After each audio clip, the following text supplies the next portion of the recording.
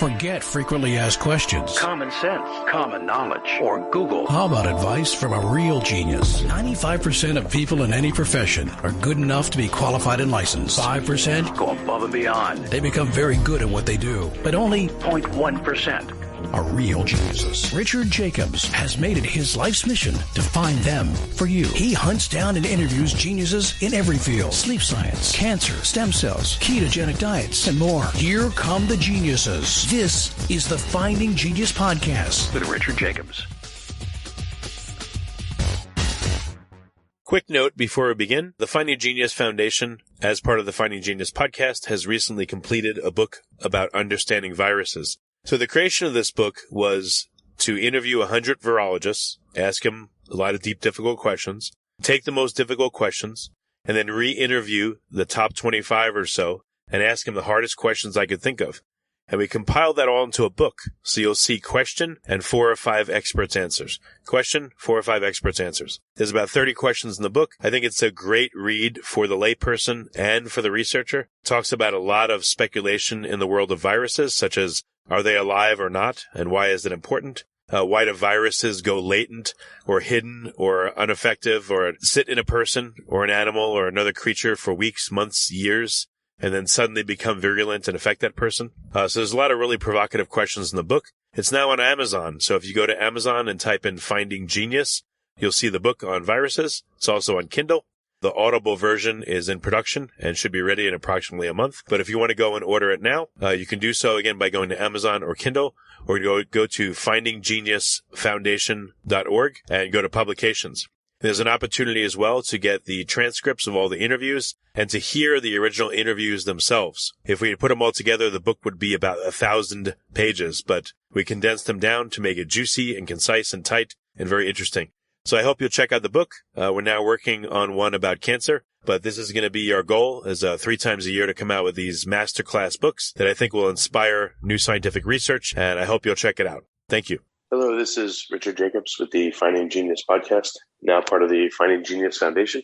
I have Chris Stringer. He's a research leader in human evolution, part of the Natural History Museum, and we're going to talk about various topics in human evolution. So, Chris, thanks for coming. It's a pleasure to be with you. Yeah. So what's your current work like? Tell me about it. Well, obviously, it's been an unusual year with the COVID lockdown, so I've hardly been in my place of work.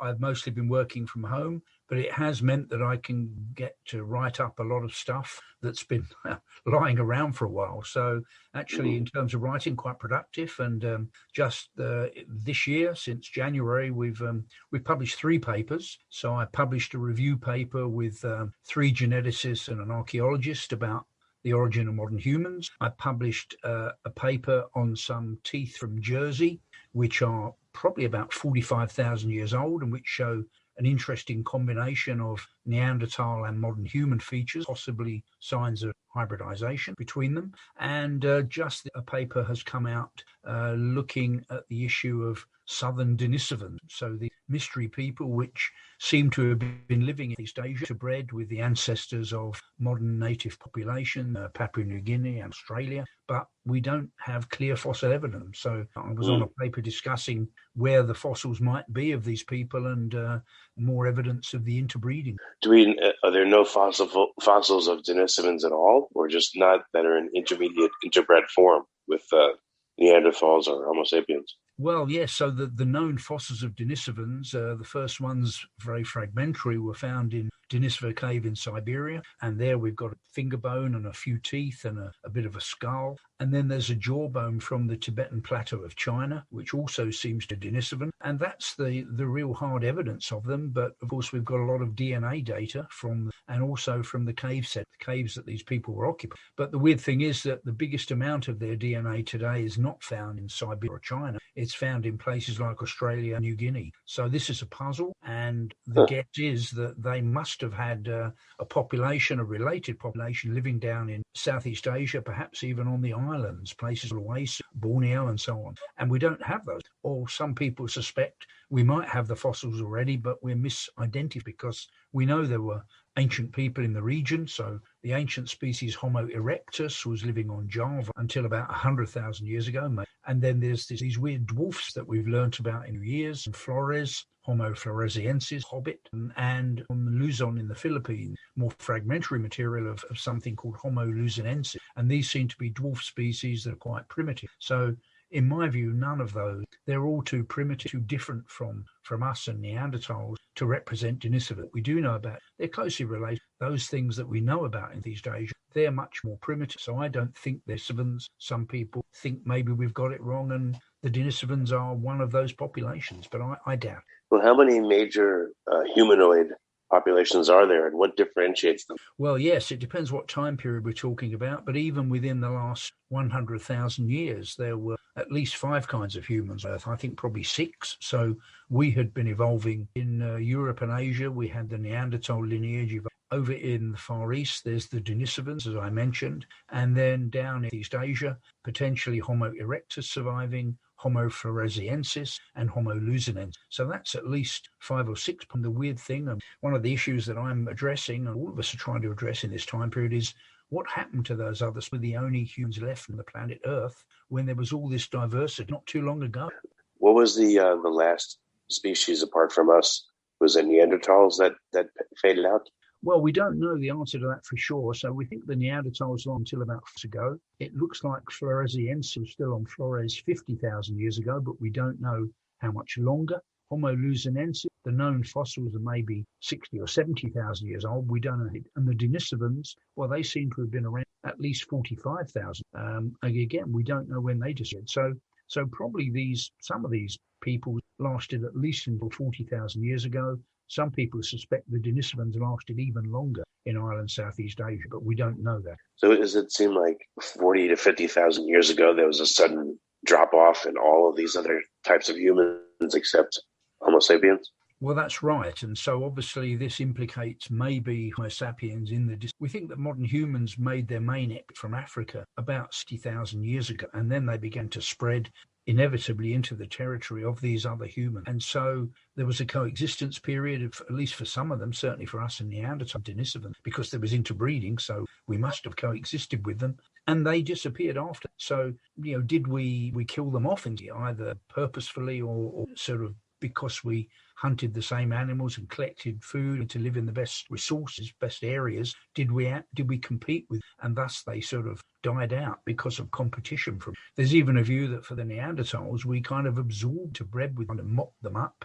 and hence they disappeared by being integrated in a much bigger modern human population. So in that sense, the Neanderthals and Denisovans haven't gone extinct wholesale. Physically, they've disappeared, but of course their DNA lives on in modern. Yeah, and people today, some have Neanderthal DNA, but do any of them have Denisovan or any of these other types of humanoid DNAs?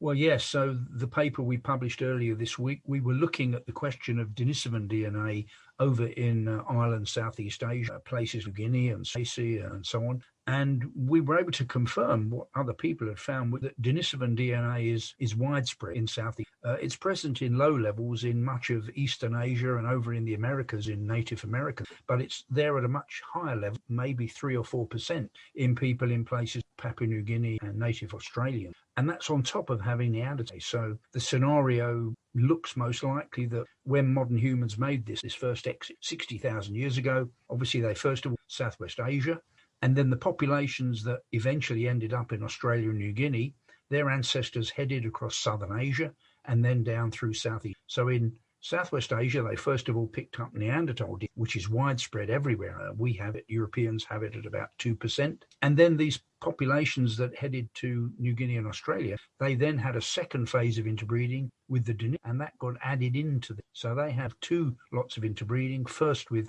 Neanderthal ancestors and then with Denisovans. And we also investigated whether there might be signs of interbreeding with these other more archaic lines, Homo erectus, Floresiensis, Homo luzonensis. But my geneticist colleagues could find no evidence of more ancient signs of interbreeding of a more ancient population. So it's only Neanderthal and Denisovans that have got the interbreeding in that region.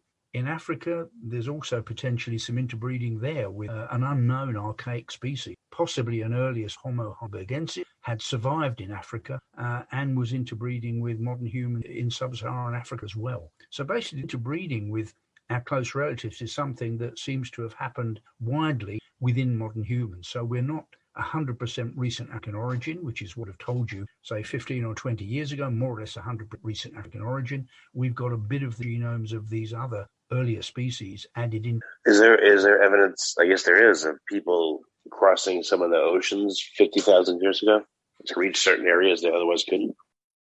Before we continue, I've been personally funding the Finding Genius podcast for 4.5 years now, which has led to 2,700 plus interviews of clinicians, researchers, scientists, CEOs, and other amazing people who are working to advance science and improve our lives and our world. Even though this podcast gets 100,000 plus downloads a month, we need your help to reach hundreds of thousands more worldwide. Please visit findinggeniuspodcast.com and click on Support Us. We have 3 levels of membership from $10 to $49 a month, including perks such as the ability to see ahead in our interview calendar and ask questions of upcoming guests, transcripts of podcasts you're interested in, the ability to request specific topics or guests, and more. Visit findinggeniuspodcast.com and click Support Us today. Now back to the show. That's right. So thinking of island Southeast Asia, so today, of course, places Borneo and so on and Java are separate islands at times of low sea level. So when the ice caps were large, as they often were in the ice ages, a couple of million years, the sea level dropped, and sometimes it dropped over 100 meters, all the water that was locked in these enlarged ice caps. And so the sea level fell, and at times like that, Java was connected to the rest of Southeast Asia and human population to cross. Now, that was never true for New Guinea and Australia. Those areas were always cut off from Southeast Asia. So there are a chain of islands leading New Guinea and Australia, but those were never million years or so. So for modern humans to end up in Australia and New Guinea, they must have had watercraft to get there. They must have had intentional sea crossing, some kind of boats, even though we've got no actual evidence of the having boats. The fact they got to Australia means they must have had them, and they must have had them 45 or 50,000 years to make those. Yeah, that's amazing that they would have been on the ocean that long ago. That's really crazy. It is amazing. And even further back, of course, there's the situation of Homo Floresiensis. So this primitive with an ape-sized brain, that somehow ended up on Flores, which is also an isolated island way beyond Java. And we don't know how it looks like primitive humans on Flores a million years ago, potentially the ancestor Homo. So I find it difficult to think they had boats that far back in time. It is possible, but also possible is that you get accidental raft. You get tsunamis in the region, and you think of that tsunami maybe 10 years ago, that massive tsunami from a volcanic event. These happen quite frequently in the area, tectonically very active, and animals can be picked up and spread on rafts. So after that tsunami about 10 years ago, people were found out at sea more than 100 miles from where they started, a week later on rafts of vegetation. So that's in the last 10 years. When you're talking about timescales of hundreds of thousands of years, very rare and special events actually can happen, and you can have populations moving, and that's how some species have crossed over to them. I think that Homo floresiensis may well have ended up rafted on vegetation by a tsunami and somehow ended. Can we determine the phenotype, what these different humanoids would look like? Because I've seen renderings of Neanderthals. I don't know how accurate they are, but they appear to be, very close to us, a broader nose, different jaw, chest, and everything. So obviously we've got well-preserved Neanderthal fossils, so we know pretty well how they would have looked, at least in overall appearance, in their body shape and their muscles. They were a great big rib cage, lungs in there. They had a face which was different from ours. It had a big nose that forwards, not much of a chin, a brow ridge over the eyes, and that's very common with these more ancient species to have a big brow ridge, a receding forehead, but a big brain and a brain case longer and lower, a different shape to it. So physically, they would have looked different, and of course what we can't tell is the details of their covering. We think that their skin color might have been not white, but it would have been a relatively pale skin, probably in Europe, but we don't know much about their hair color. I think most data suggests actually their hair color was really dark, but how much body hair they had like that, we haven't got any idea. And so a reconstruction can show them as being very hairy and they won't look very human, or it can make them, you'll see a range of reconstructions in the literature. If you go to museums, you will see some reconstructions that make the Neanderthals look in some cases, they're almost heroic, very noble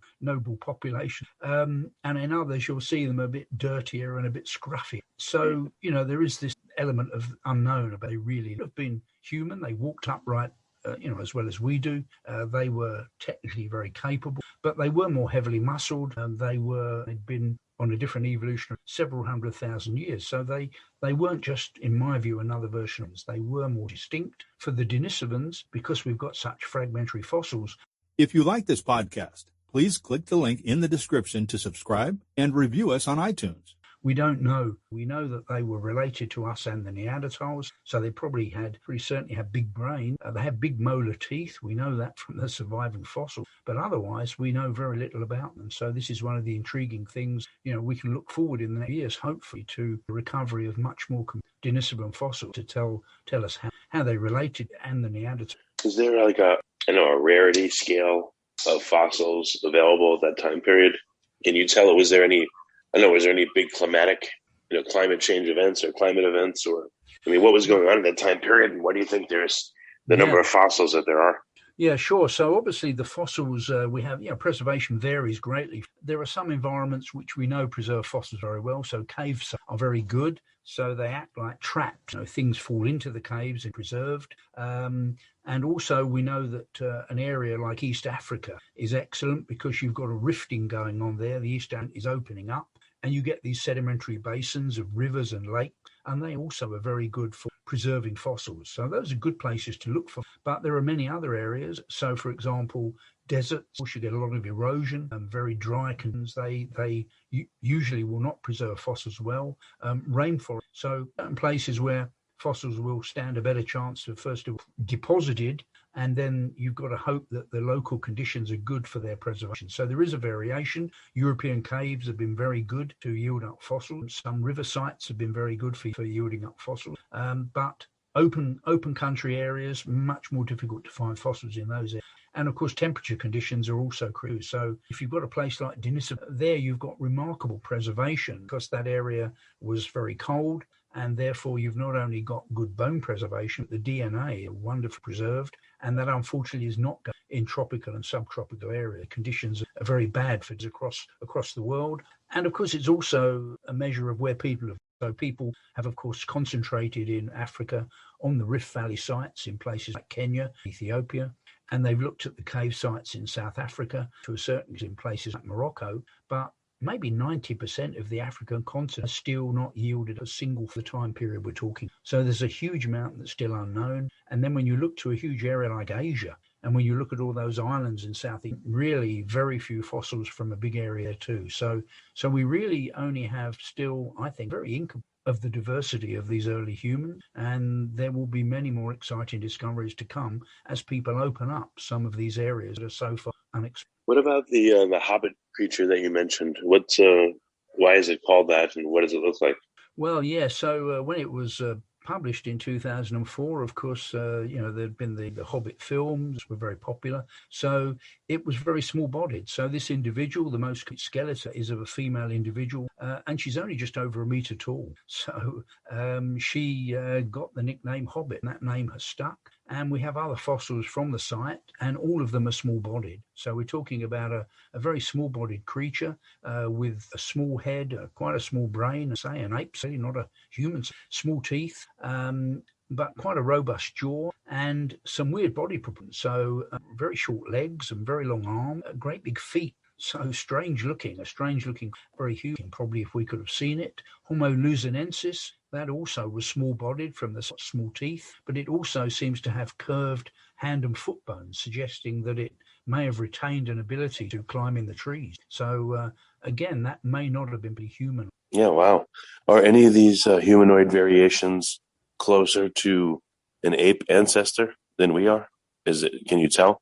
It doesn't look like it. So it looks like all of these variants that have evolved within the last, let's say, 2 million years. So the estimates of when we split closest living relatives to the chimpanzees. So we seem to have split from their lineage 7 million years ago. So we and Homofloresiensis, these other ones I've talked about, are evolutionary products of 2 million years or so. So, we're all relatively closely related.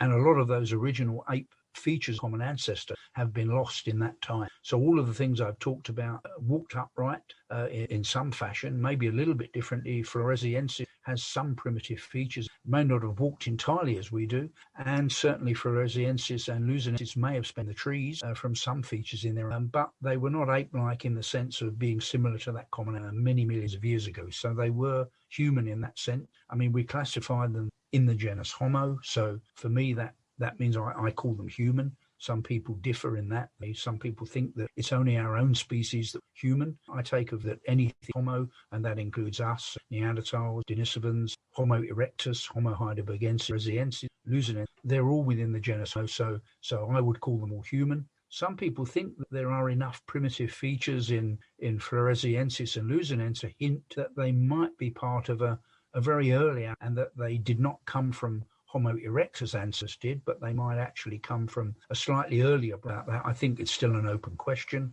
Unfortunately, as I mentioned, we're not likely DNA from the warm conditions in the cave sites, but work is progressing on protein fossil bones, and it's possible that if we can get proteins which often survive better from those fossils, they also will help us relate to us, to the Neanderthals, and to each other. And that's work which is ongoing. Yeah, what would you expect? How would you expect to recount human evolution if we had more data, and what does more data mean? Yeah, I think it will show a lot more diversity. I think that the species we know about within the last million years are only a sample of what was out there. So even the Denisovans, the interesting thing is that the Denisovans we know about from Siberia did not provide the same population that interbred with the ancestors of the people in, for example, New Guinea, Australia. The Denisovans that were in Ireland, Southeast Asia, that interbred with the ancestors of Australian Aborigine and New Guineans, they were a different branch of Denisovans that had split probably several 100,000 years from them. So even the Denisovan lineage, when we get more fossils, is probably going to show a lot of, probably more than modern humans, probably more than, so that's still to be discovered. And I haven't had a chance to talk about something strange from Africa called Homo naledi. Now, this is a species that's recently been discovered from Rising Star Cave near Johannesburg in South Africa. And this is a species which is really quite primitive,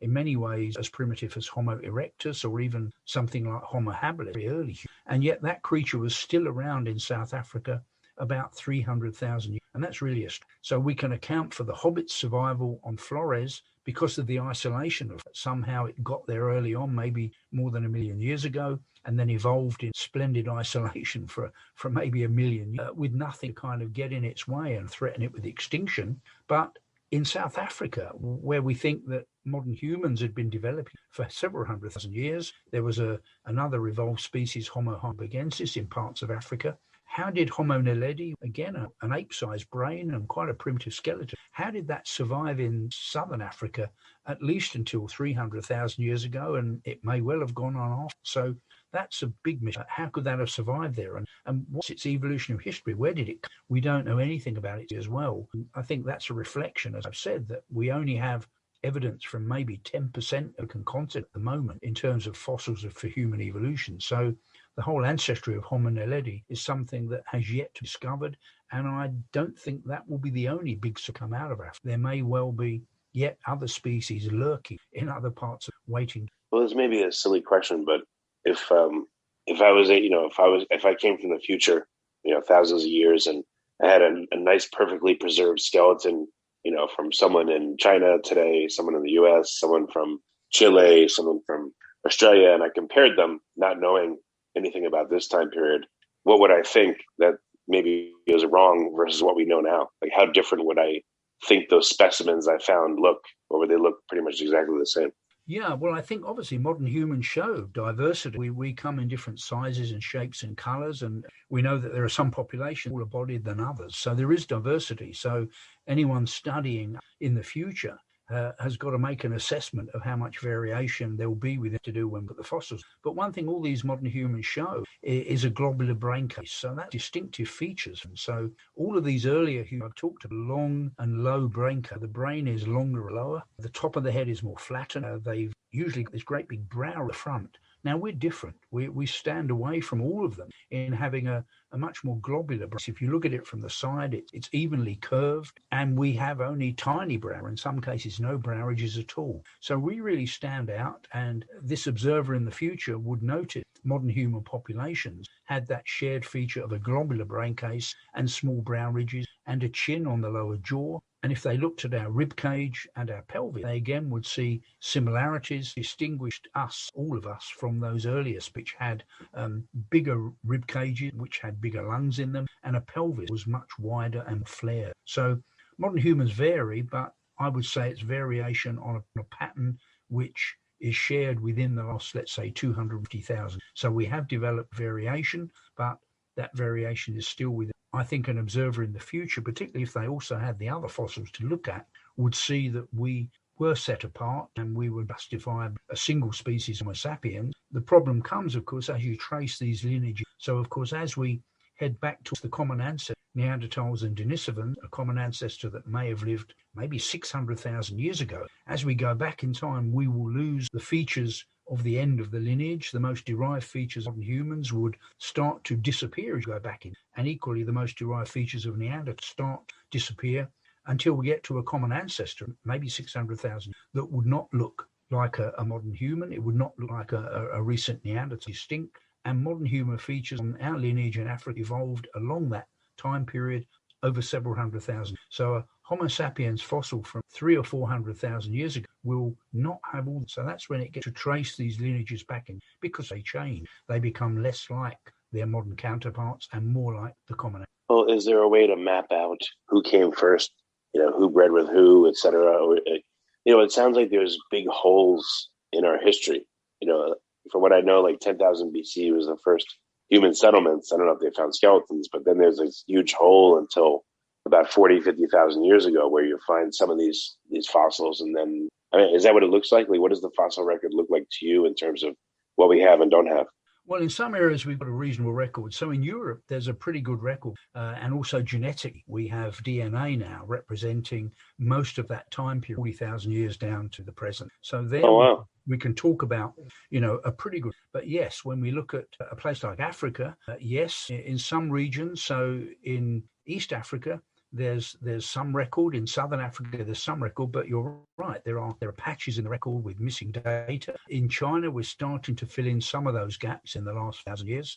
In Australia, we have got, again, parts of that story for the last 40,000 years, but that's where we need more work, of course, and the genetic data can help flesh out those stories. So the genetic data tells us about interbreeding events. As I've mentioned, New Guineans, for example, have evidence of an interbreeding phase with Neanderthals happened probably around 55,000 years ago, and then they have an interbreeding phase with Denisovans that happened maybe 45. So you can map that in their DNA, even though we don't have the direct evidence. It does show in their DNA, and our interbreeding in Europe, the Neanderthals again can be mapped, most of it to about 55,000 years ago. So there were these phases of interbreeding. And what's interesting is because some people say, well, if we're interbreeding with Neanderthals and Denisovans, that's where we get these complex issues about what is a species. I think someone counted there were at least 35 ways to define a species. So the biological concept, which is the one I learned, says that species are reproductively isolated. They don't Now that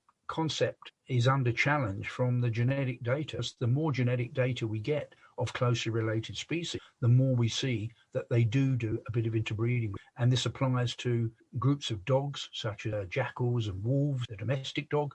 It applies to horse species. It applies to baboon across Africa. They look like good species, these baboons. They have different appearance, behavior, and different environments. And yet when you look at where they overlap, they do a bit of interbreeding. And so this seems to be quite common. In bird species, it may be that 20% of closely related birds interbreed. And it looks like this is a way of species kind of topping up their diversity. By interbreeding with a closely related, you may acquire some lost diversity in pathway, and also you may acquire some useful adaptations from that other. So when we interbred with the Neanderthals, when we came out of Africa, we interbred with the Neanderthals, and they had their own immune adaptation to local pathogens, local diseases. Coming out of Africa, our ancestors didn't have any of that to the local diseases. And so by interbreeding with the Neanderthals, the result was that we got a quick fix to our immune system and acquired some of their immune defenses was advantageous. So that was the good side of breeding. When we look at the genomes of humans, there are places where there's accentuated bits of Neanderthal DNA, for example, in the immune system, but there's also deserts where all the Neanderthal DNA has been selected. And in those places, clearly it was disadvantageous to have in certain parts of the genome,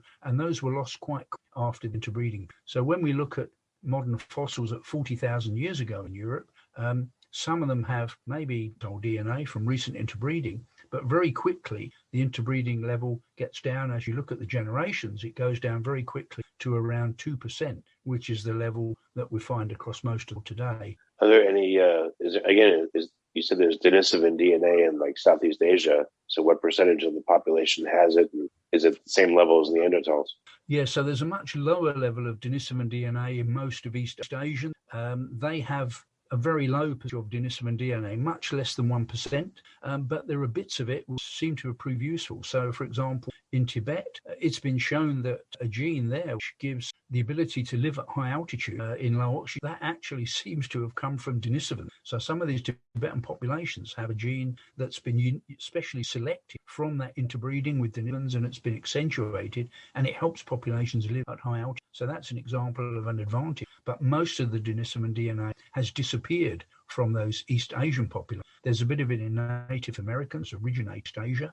And when we move down to East Asia, Australasia, we see higher percentages of DNA there. So there's still a lot of work to do on it there. We think that some of the advantages of the Denisovan DNA may again be related to adaptations to local diseases. A lot of that research is still ongoing, and we don't really know what that Denisovan DNA in many cases is doing in modern humans. But I'm sure some of it will be advantageous, and that's what's still there. Yeah. Last question.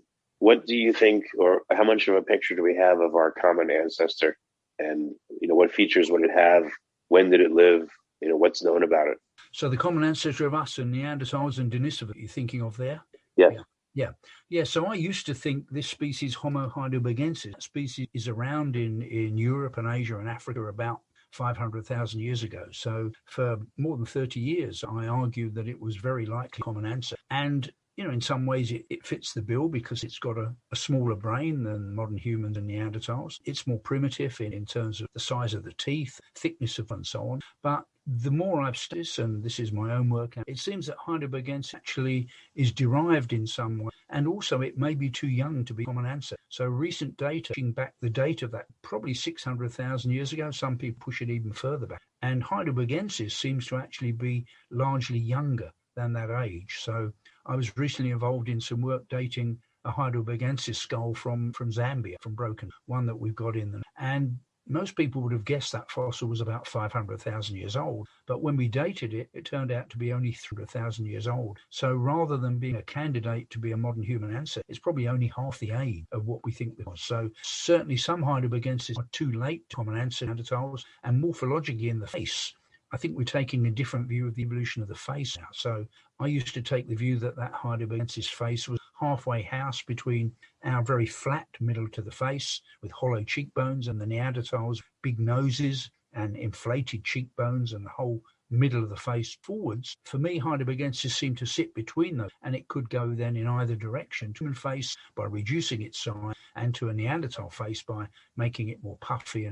But we now take a different view that what we call the modern human face seems likely to be actually the primitive face. So it looks like the common ancestor actually had a face much more like ours, and it's the Neanderthals and Heidelbergensis that have moved away from that smaller, more delicate, because we've got a fossil from Spain of Homo antecessor, about 800. And the interesting thing with antecessor is that the fossil's face suggested rather a modern-looking face, more than 800. And there are fossils in China that are 600,000 or so, about that age. They also seem to have so it looks like, we kept that face from the common ancestor, and the Neanderthals has moved on. So that's a different way of looking at it. So I would say the common ancestor had a face that looked much more like ours, but it would have had a big brow ridge, would have had a smaller brain, a thicker skull, probably a more robust skeleton. Well, very good. Chris, what's the best way for people to find out more about your research and see pictures and everything? Where can they go? Yeah, well, they can find me on Twitter in general. If I've got any papers or giving talks, they're on my Twitter feed. I've recently written a book with a colleague at the museum called Louise Humphrey. It's called Our Human Story. So that's certainly worth a look. And yes, I publish widely. I'm on things like your podcast. And find me if they do. Excellent. Yeah, Chris, thanks for coming. It's a really interesting subject. And, I appreciate you being here. Yeah, thank you. If you like this podcast, please click the link in the description to subscribe and review us on iTunes. You've been listening to the Finding Genius podcast with Richard Jacobs. If you like what you hear, be sure to review and subscribe to the Finding Genius podcast on iTunes or wherever you listen to podcasts. And want to be smarter than everybody else? Become a premium member at findinggeniuspodcast.com. This podcast is for information only. No advice of any kind is being given. Any action you take or don't take as a result of listening is your sole responsibility. Consult professionals when advice is needed.